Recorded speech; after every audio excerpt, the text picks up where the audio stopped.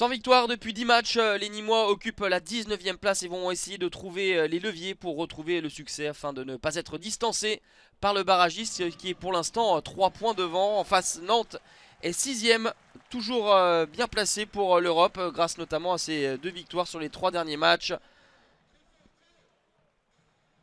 L'ambiance est tendue, pesante du côté de Nîmes. Le directeur sportif est parti récemment. Bernard Blacard est menacé. Et Christian Gourcuff, au contraire, arrive à mettre ses idées en place depuis son arrivée. Avec des Nantais qui vont avoir de la réussite en début de match. Avec Denke tout proche d'ouvrir le score. Et c'est même un partenaire d'Alban Lafont qui a failli marquer contre son camp. Arrêt réflexe étonnant du gardien international espoir.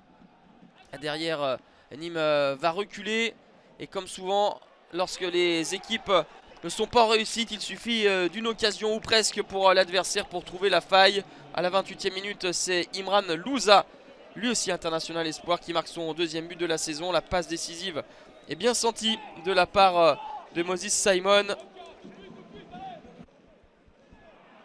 Nîmes avait encaissé 10 buts lors des 2 matchs précédents.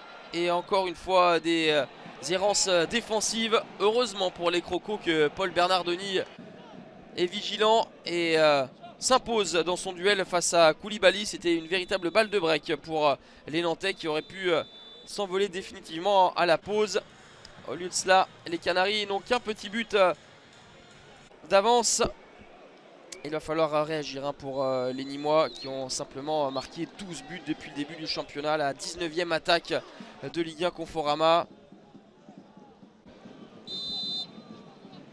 Un coup de pied arrêté pour Zinedine Ferrat qui prenait le chemin du cadre. Mais bonne présence d'Alban Lafont au premier poteau. Un coup de pied arrêté cette fois-ci pour les Nantais avec le ballon qui va revenir en tête de surface de réparation. La demi-volée était parfaitement équilibrée de Bamba. Les Nantais réclament une main de Pablo Martinez. Nîmes qui essaye, mais c'est imprécis. La frappe va longer le montant d'Alban Lafont.